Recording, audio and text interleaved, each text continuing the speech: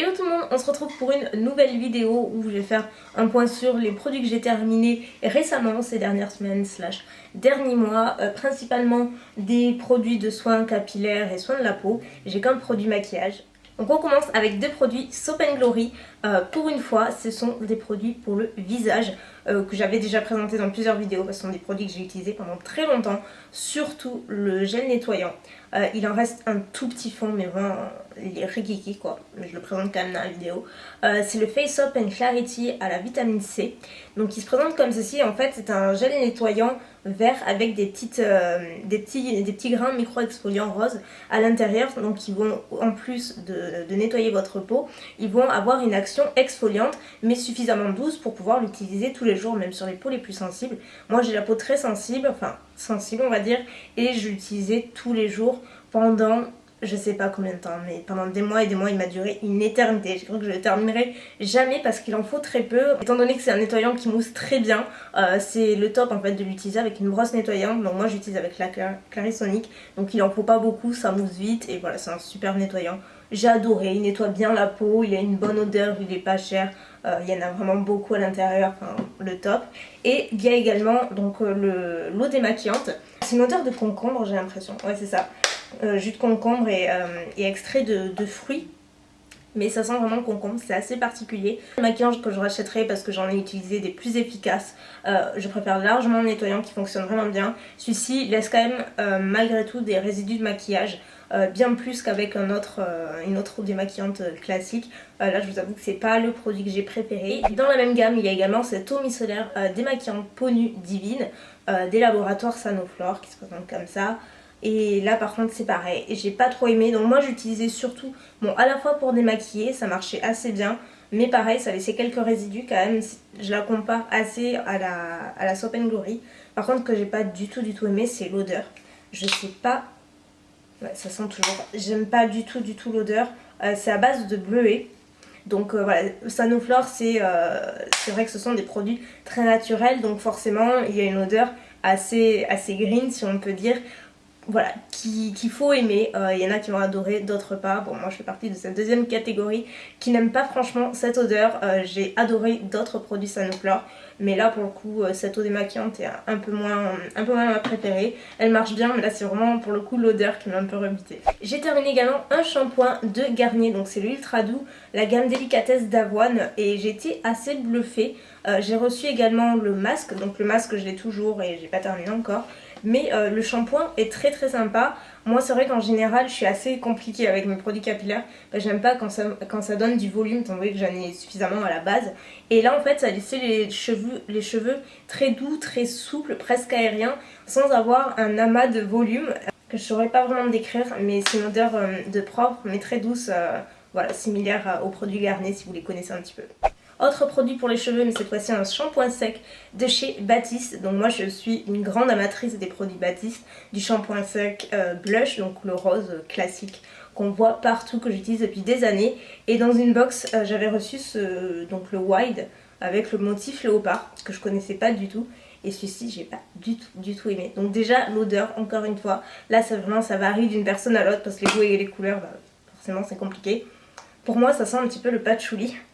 Et pour le coup voilà, on aime ou on n'aime pas. Moi je sais que c'est une odeur que j'aime pas du tout. J'aime pas les odeurs qui sont trop fortes, trop entêtantes, qui me prennent la tête en fait. C'est une odeur qui me donne presque mal à la tête, donc j'aime pas du tout. Et en plus de ça j'ai l'impression, je sais pas si c'est psychologique ou pas, dites-moi si vous l'avez, ce que vous en pensez, mais j'ai l'impression qu'il fonctionne moins bien que le rose, que le blush en fait. J'ai l'impression qu'il laissait un amas blanc plus qu'avec le rose, et qui n'avait pas tellement bien l'action shampoing sec que d'autres. Donc voilà, je suis pas du tout fan. Là pour le coup c'est plutôt un flop. Pour le corps j'ai terminé un exfoliant donc de chez Zoella, c'est le Scrubbing Me Softly qui se présente comme ceci, que Suze m'avait offert et que j'ai adoré, j'ai vraiment beaucoup aimé. C'est une texture super originale parce qu'en fait donc c'est très épais et il en faut pas beaucoup, donc vous massez sur le corps pour avoir l'action exfoliante, et au moment du rinçage ça se transforme en lait en fait.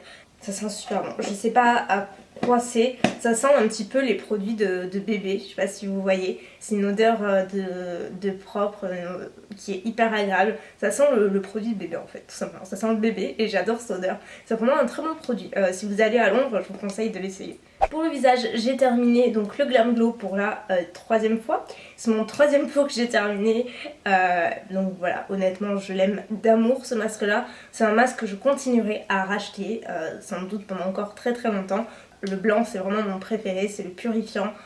Et j'aime énormément le violet aussi, il est fantastique. De toute façon, les produits Glam Glow sont vraiment bien. En masque, ils sont très forts. Donc certes, ils sont pas donnés, mais là pour le coup, j'aime beaucoup. Vous avez également un dupe de la marque Sephora, j'en ai déjà parlé dans les favoris.